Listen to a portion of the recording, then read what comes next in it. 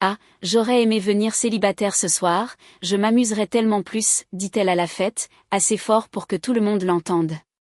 Je lui ai dit, réparons ça. Puis je suis partie. Elle a eu 47 appels manqués cette nuit-là quand son covoiturage est parti sans elle. Moi, Antoine, 29 ans, j'ai emmené Chloé, 27 ans, à la fête d'anniversaire de Marc samedi dernier. Nous étions ensemble depuis 18 mois, et honnêtement, les choses ne tournaient pas rond depuis un moment. Elle me faisait de petites remarques ici et là sur le fait que je n'étais pas assez amusant ou que je ne voulais jamais faire quelque chose d'excitant. Traduction, j'avais un travail normal et je ne voulais pas dépenser mon argent dans les boîtes de nuit tous les week-ends. La fête avait lieu chez Marc. C'est un ami de fac de Chloé, qui fait partie de ce groupe dont elle parle toujours. L'équipe Fun. Ils ont tous des emplois dans le marketing ou travaillent dans les médias sociaux, gagnent un salaire décent et agissent comme s'ils étaient encore en résidence universitaire. C'est moi qui nous ai conduits là-bas. Ma voiture, mon essence. Un arrangement standard depuis la fin du bail de Chloé. Et elle ne voyait pas l'intérêt d'avoir une autre voiture puisque je pouvais nous conduire partout. Cela aurait dû être un signal d'alarme, mais je m'avance un peu trop. La fête était exactement ce à quoi je m'attendais. Musique forte, gens qui boivent des shots, tout le monde parlant de son contenu et de sa marque personnelle. Je suis développeur de logiciels. Nous ne parlons pas vraiment le même langage, mais j'ai essayé. J'ai fait la conversation, siroté une bière, suis resté près de Chloé. Vers 22h, elle avait déjà bu 3 verres et tenait la cour avec ses amis près de l'îlot de cuisine. J'étais à environ 4 à 5 mètres, parlant au colocataire de marque de sport. Puis je l'ai entendue, la voix de Chloé, assez forte pour percer la musique, « Hug, j'aurais aimé venir célibataire ce soir. Je m'amuserais tellement plus. » Tout le monde dans cette cuisine l'a entendu. Ses amis ont ri. Quelques personnes m'ont regardé. Mon visage est devenu brûlant. Je me suis approchée. « Et, on peut parler une seconde ?» Elle a levé les yeux au ciel. « Oh mon Dieu, Antoine, je plaisante juste. » Ça n'avait pas l'air d'une blague. Tu es trop sensible. Va prendre un autre verre ou quelque chose. Son amie Isabelle ricana. Oui, Antoine, détends-toi. Quelque chose en moi s'est éteint. Cette froide clarté que l'on obtient quand on réalise que c'est fini. Tu sais quoi? Tu as raison, dis-je. Chloé cligna des yeux. Quoi? Tu aurais dû venir célibataire. Réparons ça. J'ai sorti mes clés de ma poche. Amuse-toi bien. Trouve ton propre chemin pour rentrer. Ses yeux s'écarquillèrent. Attends, quoi? Tu m'as entendu? Je pars. Tu voulais être célibataire ce soir? Félicitations. Antoine, je plaisantais. Super. Profite de ta soirée. Je me suis retournée et je suis sortie. Je l'ai entendu m'appeler, mais je ne me suis pas arrêtée. Je suis montée dans ma voiture et je suis rentrée chez moi. Pendant tout le trajet, mon téléphone a vibré sans arrêt dans le porte-gobelet. Je ne l'ai pas regardé une seule fois. Je suis rentrée vers 22h45. J'ai enfin vérifié mon téléphone. 32 appels manqués, une cinquantaine de SMS encore en cours d'envoi. Les SMS montraient une progression, 22h13, Antoine, sérieusement, reviens. Ce n'est pas drôle. Tout le monde me demande où tu es allé. Je suis gênée. Ok, je suis désolée. Peux-tu s'il te plaît venir me chercher? Isabelle est déjà partie et Marc a dit qu'il était trop ivre pour conduire un Uber. J'appelle un Uber pour rentrer chez moi.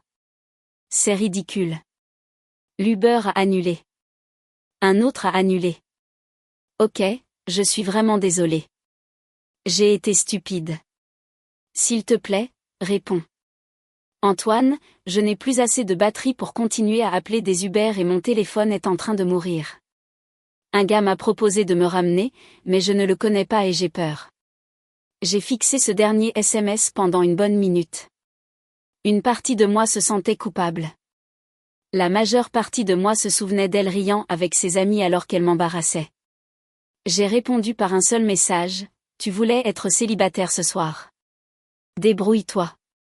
Puis j'ai éteint mon téléphone et je suis allée me coucher. Mise à jour 1. Je me suis réveillée dimanche matin pour découvrir que Chloé s'était en fait débrouillée. Elle avait été raccompagnée par la voisine de Marc, une fille qu'elle connaissait à peine, qui avait eu pitié d'elle vers 1h30 du matin. Cela lui a coûté 60 € en frais d'essence. Mais ce n'était pas la fin. Loin de là. Dimanche après-midi, elle est venue à mon appartement. J'ai entendu frapper à la porte vers midi. Antoine, ouvre. Nous devons parler. J'ai ouvert. Elle avait l'air défaite. Maquillage étalé. La même robe que la nuit dernière. Cheveux en désordre. Je peux entrer? Pas vraiment d'humeur à recevoir des visites. Son visage est devenu rouge. Tu es sérieux, là? Tu m'as abandonné à une fête. J'ai quitté une fête. Tu es resté. Grosse différence. Je n'avais pas de moyen de rentrer.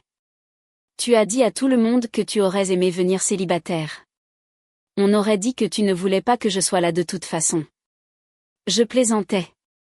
Bon sang, pourquoi tu es comme ça? Comme quoi? Quelqu'un qui n'apprécie pas d'être manqué de respect devant ses amis. Manquer de respect, dit-elle en riant. Tu es tellement dramatique. C'était juste un commentaire. Un commentaire que tout le monde a entendu. Un commentaire que tes amis ont trouvé hilarant. Ils riaient parce que c'était drôle. Tu es toujours si sérieux. Alors sors avec quelqu'un de moins sérieux. Problème résolu. Elle me fixa. Qu'est-ce que tu dis? Je dis que j'en ai fini, Chloé. Fini d'être ton chauffeur. Fini d'être le petit ami ennuyeux dont tu te plains. Fini. Tu romps avec moi pour une blague? Je romps avec toi parce que tu ne me respectes pas. La blague n'était que la goutte d'eau qui a fait déborder le vase. Les larmes ont commencé à monter. Les pleurs, pile à l'heure. Antoine, s'il te plaît. Je t'aime. J'étais ivre et stupide. Ça ne se reproduira plus. Tu as raison. Ça ne se reproduira plus, parce que c'est fini entre nous. Mais où suis-je censé aller? Ça m'a interpellée. Que veux-tu dire? Je reste ici 4 soirs par semaine. Mes affaires sont là. Tes affaires sont 3 tenues et une brosse à dents. Prends-les. Tu sais, j'ai abandonné mon appartement parce que nous vivions pratiquement ensemble. En fait, non. Elle avait abandonné son appartement parce que le bail était terminé et qu'elle ne voulait pas en signer un nouveau. Elle disait qu'elle vivait de toute façon pratiquement avec moi, alors pourquoi gaspiller de l'argent? Je n'avais jamais vraiment accepté de vivre ensemble officiellement. C'était ton choix. Je ne t'ai jamais demandé d'emménager. Tu te moques de moi, là? Chloé, tu dois partir. Où suis-je censée rester? Ce n'est pas mon problème. Peut-être chez Isabelle ou chez Marc, ou littéralement n'importe qui de cette fête qui a trouvé ta blague si drôle. Elle a éclaté en sanglots. Je n'arrive pas à croire que tu me fasses ça. Je n'ai rien fait. Tu as fait ton choix à cette fête. Je fais le mien maintenant. Tu es un salaud? Peut-être, mais je suis un salaud qui ne perdra plus de temps avec quelqu'un qui ne le respecte pas. Elle a attrapé ses affaires, qui n'étaient vraiment que des vêtements et des articles de toilette, et est sortie en claquant la porte assez fort pour faire vibrer l'encadrement. Je me suis sentie bizarre après son départ. Pas triste exactement, plutôt soulagée. Puis, lundi matin, le vrai fun a commencé. J'ai reçu un SMS de son amie Isabelle. Tu sais que Chloé a pleuré toute la nuit à cause de toi, n'est-ce pas? Tu es un enfoiré. Bloqué. J'ai reçu un appel de Marc. J'ai répondu par curiosité. Mec, qu'est-ce que tu as fait? Chloé est dévastée. Elle s'en remettra. Pour une blague? Tu romps vraiment pour ça? Tu as entendu ce qu'elle a dit? Oui, c'était drôle. Tu es trop coincé. Cool. Merci pour ton avis. J'ai raccroché. Puis est venu le post Instagram. Elle a publié une longue histoire sur les relations toxiques et les hommes émotionnellement abusifs qui vous abandonnent pour une seule erreur. Elle a tagué environ 50 hashtags de santé mentale. Je n'ai pas répondu. Je ne l'ai même pas regardé plus d'une fois, mais apparemment ça a attiré l'attention. J'ai commencé à recevoir des messages privés de personnes que nous connaissions. Certains étaient de soutien, certains demandaient ce qui s'était passé, certains m'insultaient carrément. Le meilleur est venu de la sœur de Chloé, Pauline. Elle a appelé mardi soir. Tu as laissé ma sœur bloquée à une fête au milieu de la nuit. Je suis partie à 22h. Elle est restée à une fête avec des dizaines de personnes qu'elle connaissait, elle n'était pas vraiment bloquée. Elle a dû se faire raccompagner par un inconnu. Elle a dû se faire raccompagner par quelqu'un à la fête après que tous ses amis soient partis. Ça s'appelle les conséquences. Pourquoi? Pour une blague? Pour m'avoir humilié publiquement et avoir ensuite agi comme si je devais juste l'accepter. Tu es incroyable. Elle a abandonné son appartement pour toi. Elle a abandonné son appartement parce qu'elle ne voulait pas payer de loyer. Je ne lui ai jamais demandé d'emménager. Elle est restée chez moi depuis dimanche et elle est au plus mal. Tu dois t'excuser. Je vais bien, merci. Tu es sans cœur. Je suis quelqu'un qui a enfin arrêté de laisser ta sœur me traiter comme une commodité. Il y a une différence. Elle m'a raccroché au nez. Mercredi, les choses ont dégénéré. Chloé a envoyé un SMS d'un nouveau numéro, nous devons parler de mes affaires. Tu as pris tes affaires dimanche. Non, mes vraies affaires. Les vêtements chez toi, mon fer à lisser, mon chargeur d'ordinateur portable, les courses que j'ai faites. Je suis allée voir. Elle avait laissé peut-être 2 tenues supplémentaires, un fer à lisser et oui, un chargeur d'ordinateur portable. Les courses qu'elle avait faites étaient un carton de lait d'amande et quelques pots de yaourt. Environ 8 € de choses. Tu peux venir les chercher samedi entre 14h et 16h. Fais-moi savoir quand tu viens. Tu ne peux pas juste les déposer chez Pauline? Non. Pourquoi tu es comme ça? Je ne suis pas ton service de livraison. Tu veux tes affaires? Viens les chercher. Je ne viendrai pas seule. Amène Pauline ou Isabelle ou Marc. Je m'en fiche. Le samedi est arrivé. Elle est venue à 14h30 avec Pauline et une autre amie que je ne connaissais pas. J'avais tout dans une boîte près de la porte. J'ai ouvert la porte, j'ai tendu la boîte à Pauline. Tout est là. Chloé a essayé de regarder par-dessus moi dans l'appartement. Je peux juste. Non. Tout ce que tu as laissé est dans la boîte. Et les 200 € que je t'ai donnés pour les charges le mois dernier? J'ai cligné des yeux. Tu ne m'as jamais donné 200 € pour les charges. Oui, je l'ai fait en espèces. Chloé, tu n'as jamais payé les charges ou le loyer ou quoi que ce soit. Pauline a interrompu. Elle a dit qu'elle contribuait. Alors elle a menti. Vérifie tes relevés bancaires. Trouve le retrait. J'attends. Le visage de Chloé est devenu rouge. Je n'arrive pas à croire que tu sois si mesquin pour de l'argent. Je ne suis pas mesquin. Je suis précis. Tu n'as jamais payé les charges. Tu n'as jamais payé le loyer. Tu es resté ici gratuitement tout en te plaignant que je n'étais pas assez amusant parce que j'étais ton petit ami. Tu es censé prendre soin de moi. Et là, ça y était, l'exigence pleinement affichée. Nous avons fini ici. J'ai fermé la porte. Je les ai entendus parler dehors pendant quelques minutes. Beaucoup de marmonnements de colère. Puis elles sont parties. Mise à jour 2, la semaine suivant la récupération des affaires, Chloé a fait table rase. D'abord, elle et ses amis ont commencé à laisser des avis sur les pages publiques de mon entreprise. Rien de directement sur moi, mais des choses comme « Cette entreprise embauche des gens sans intégrité et je ne travaillerai jamais avec une entreprise qui emploie quelqu'un qui abandonne les femmes à des fêtes. » Mon patron m'a appelé, j'ai expliqué la situation calmement. Il a ri. « Donc, ton ex est en colère parce que tu as rompu avec elle? » Essentiellement. Et elle laisse de faux avis à cause de ça? Oui. Le service juridique s'en occupera. Ne t'inquiète pas. Les avis ont été supprimés en moins de 48 heures. Violation des conditions d'utilisation. Mais Chloé n'en avait pas fini. Elle a commencé à envoyer des SMS à mes amis, ceux qu'elle avait rencontrés par mon intermédiaire au cours des 18 derniers mois. L'un d'eux, Thomas, m'a envoyé des captures d'écran. Chloé, salut, je sais qu'on ne se parle pas beaucoup, mais je voulais que tu saches ce qu'Antoine m'a fait. Chloé, il m'a laissé seule à une fête la nuit, et maintenant il ne veut même plus me parler. Chloé, j'ai littéralement été sans abri, je suis restée sur le canapé de ma sœur, et il s'en fiche complètement. La réponse de Thomas, Chloé, j'étais là cette nuit-là. J'ai entendu ce que tu as dit. Antoine n'avait pas tort. C'était une blague.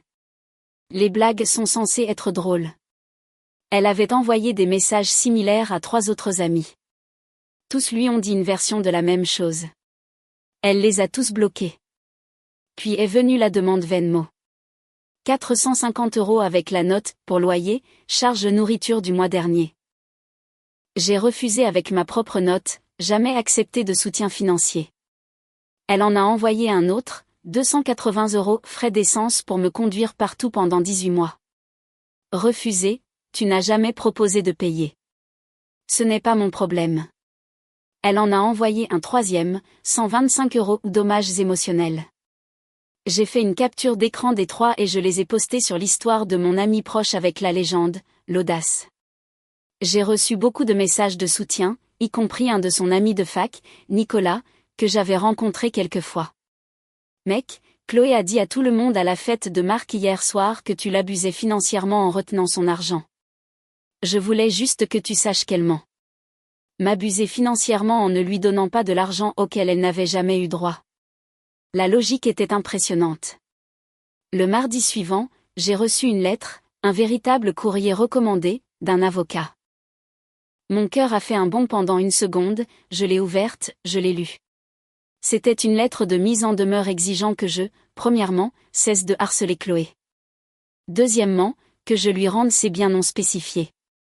Troisièmement, que je lui paie 800 € de compensation financière due. Quatrièmement, que je supprime toutes les publications sur les réseaux sociaux la concernant. Je l'ai lu 3 fois. Puis j'ai remarqué le nom de l'avocat et du cabinet. Je les ai recherchés sur Google. C'était l'un de ces services qui vous permettent de payer 100 € pour envoyer une lettre intimidante. Pas une vraie menace légale. Je l'ai ignoré. Mais j'ai appelé mon propre avocat, mon colocataire de fac de l'époque, Denis, qui était spécialisé en droit de la famille. Antoine, tu as reçu une lettre d'un service de menace juridique en ligne. Elle vaut moins que le papier sur lequel elle est imprimée. Donc, je n'ai pas besoin de répondre. Seulement si tu veux gaspiller ton argent. Elle n'a aucune affaire. Tu ne l'as pas harcelée. Tu n'as pas ses biens. Tu ne lui dois pas d'argent. Et tes publications sur les réseaux sociaux sont une liberté d'expression protégée tant qu'elles sont vraies. Alors, qu'est-ce que je fais? Rien. Si elle retient réellement un vrai avocat et dépose quelque chose, appelle-moi. Mais cette lettre, jette-la. Je l'ai jetée. Jeudi soir, la sœur de Chloé, Pauline, a rappelé. J'ai failli ne pas répondre. Quoi? Tu dois arrêter d'être têtu et juste payer à Chloé ce que tu lui dois. Je ne lui dois rien. Elle est fauchée. Elle ne peut pas se permettre d'avoir son propre appartement parce que tu l'as mise à la porte. Elle n'avait pas d'appartement quand nous étions ensemble. Ce n'est pas ma faute. Tu l'as laissé penser que tu étais sérieux avec elle. Elle a abandonné son appartement. Elle a abandonné son appartement parce qu'elle ne voulait pas payer de loyer. Je ne lui ai jamais demandé de faire ça. Tu l'as laissé rester chez toi? Oui. En tant que ma petite amie, ce qu'elle détestait apparemment, d'après ce commentaire à la fête. Elle était ivre et stupide. Et j'ai décidé que je ne voulais pas être avec quelqu'un qui se saoule et me manque de respect publiquement. C'est mon choix. Tu lui ruines la vie. Je vis la mienne. Elle peut s'occuper de la sienne. Tu sais qu'elle a dû emprunter de l'argent à nos parents pour payer le loyer ce mois-ci? C'est entre elle et tes parents. Tu es tellement un salaud. J'ai raccroché, bloqué le numéro. Vendredi après-midi, j'ai reçu un SMS de Marc. Mec, Chloé est venue chez moi hier soir en pleurs, disant qu'elle n'avait nulle part où aller. Je la laisse dormir sur mon canapé, Mais tu dois arranger ça. Rien n'a arrangé. Nous avons rompu. Elle doit trouver sa situation de logement. Tu vas vraiment la laisser être sans abri? Elle n'est pas sans abri. Elle reste avec toi temporairement. Toujours pas mon problème. Waouh! Très chic, Antoine. Aussi chic qu'elle l'a été en disant à tout le monde à ta fête qu'elle aurait aimé venir célibataire. Pas de réponse à ça. Samedi soir, je dînais avec Thomas et 2 autres amis. Nous parlions de travail quand le téléphone de Thomas a vibré. Il l'a regardé et a ri. Et, tu ne vas pas croire ça. Il m'a montré son écran. Une histoire Instagram d'Isabelle. Une vidéo de Chloé, clairement ivre, pleurant devant la caméra en racontant comment elle avait tout abandonné pour un homme qui l'avait jeté pour rien, et comment elle apprenait à s'aimer à nouveau, et comment les hommes toxiques finiront par montrer leur vraie couleur. La vidéo avait des centaines de vues. Les commentaires étaient mitigés, certains de soutien, certains sceptiques, certains la critiquant carrément. Un commentaire de quelqu'un nommé Anthony, n'est-ce pas toi qui as dit que tu aurais aimé venir célibataire à la fête? C'est ce qui a commencé tout ça, n'est-ce pas? La réponse d'Isabelle, c'est sorti de son contexte. Anthony, j'étais là. Elle l'a dit assez fort pour que tout le monde l'entende, y compris Antoine, ce n'était pas du tout sorti de son contexte. Thomas a fait défiler. D'autres personnes de la fête commentaient. Le récit s'effondrait. Elle pensait vraiment que personne n'allait la contredire. Thomas secoua la tête. Les gens exigeants se croient toujours victimes, dis-je. Le lendemain, Nicolas m'a envoyé un message, Chloé s'est disputée avec Marc. Il la met à la porte. Je pensais que tu devrais savoir qu'elle va probablement te chercher à nouveau. Merci pour l'avertissement. Pas de problème. Aussi, si tu veux un jour prendre une bière, fais-le-moi savoir. Tu as l'air d'être quelqu'un de bien. On fera ça. J'ai bloqué préventivement les anciens numéros de Chloé. J'ai mis mes réseaux sociaux en privé. Je ne prenais aucun risque. À mon avis, ce n'est pas moi qui ai tout gâché. Ce n'est pas moi qui ai humilié publiquement mon partenaire. Ce n'est pas moi qui attendais de quelqu'un qu'il finance mon style de vie. Ce n'est pas moi qui ai brûlé tous les ponts en essayant d'éviter la responsabilité. J'ai juste arrêté d'accepter le manque de respect.